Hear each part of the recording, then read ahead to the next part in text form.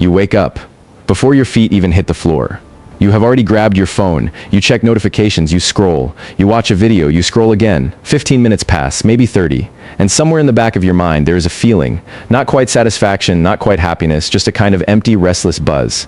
Like you have been stimulated, but not actually fulfilled. That feeling has a name, and it is costing you more than you realize. Today we are talking about dopamine.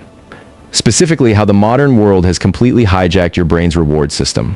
Why it is making you unable to focus, unable to feel motivated, and unable to enjoy the slow, quiet work that actually builds a meaningful life. And more importantly, we are going to talk about what a real dopamine detox looks like and how to do one that actually works. Welcome to the 1% Path. This channel is about building the kind of life that most people admire, but few people actually create. Through systems, habits, and the discipline to do what is hard when everything in your environment is designed to make you do what is easy. Subscribe and hit the bell. New content every week, let us get into it. First, let us clear up the biggest misconception about dopamine. Most people think dopamine is the pleasure chemical. It is not. Dopamine is the anticipation chemical. It is released when your brain expects a reward, not when it receives one. That is why you feel a buzz when you hear a notification before you even know what it says. That is why scrolling feels compelling even when nothing interesting is happening. Your brain has learned that the next swipe might be something good. The possibility itself is enough to trigger dopamine. Stanford neuroscientist Andrew Huberman explains it this way. Dopamine is not about feeling good, it is about wanting. And when you flood your brain with constant, cheap, easy dopamine hits all day long, social media, fast food, video games, online shopping, you raise your brain's baseline threshold for what counts as rewarding. Suddenly, the real things that used to feel good, deep work, exercise, reading, genuine conversation, feel flat. Boring, not worth the effort. Your brain has been calibrated for constant stimulation and real life cannot compete. Here's what a chronically overstimulated dopamine system actually looks like in daily life. You sit down to work and within 3 minutes you need to check your phone. Not because something urgent happened, just because the silence feels uncomfortable. You try to read a book and your mind wanders after half a page. You start a new habit, gym, journaling, a side project, and within 2 weeks the novelty wears off and it feels like grinding through concrete. You feel oddly tired and unmotivated even after doing nothing demanding all day. Here's what a chronically overstimulated dopamine system actually looks like in daily life. You sit down to work and within 3 minutes you need to check your phone.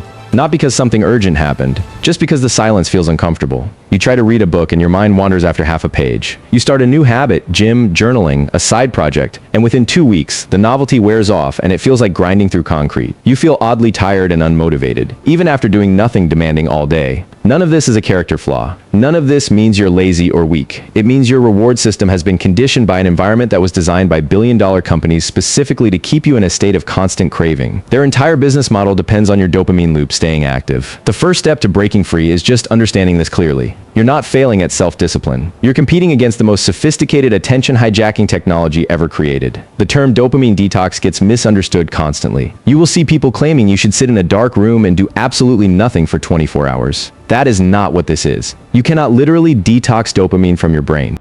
What you're actually doing is reducing high stimulation inputs, so your brain recalibrates its baseline sensitivity. Here's what actually works. Step 1. Identify your top 3 dopamine drains.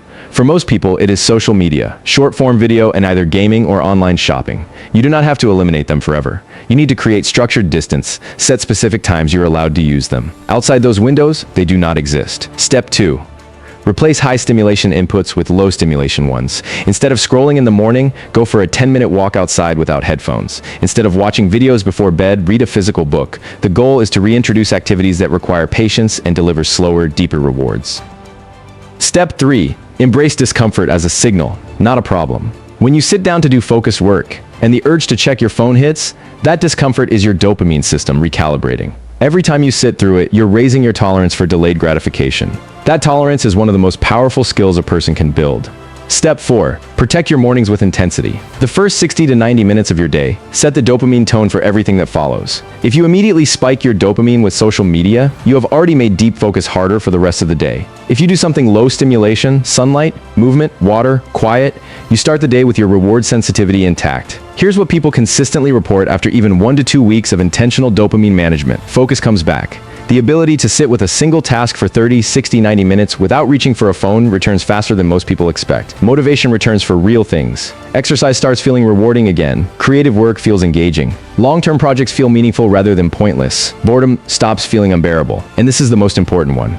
When you can tolerate boredom, you can think, you can plan. You can hear your own thoughts clearly. Most great ideas, most real self-awareness, most genuine creativity happens in the quiet that most people are run. You also start sleeping better, feeling calmer, and experiencing a kind of baseline contentment that is completely different from the artificial buzz of constant stimulation. Here's your challenge for this week. Pick one high dopamine habit. Just one, and for the next 7 days, delay it by 90 minutes every morning. That is it. Do not check social media, do not watch anything, do not consume anything stimulating for 90 minutes after you wake up. That one change, done consistently, will begin to shift how your brain responds to everything else. If this video gave you a new way of thinking about your attention and your motivation, hit the like button. It genuinely helps this channel reach people who need to hear this. Subscribe so you do not miss what is coming next. And drop your biggest dopamine drain in the comments. I want to know what you're working on cutting back. See you in the next one. Keep walking the 1% path.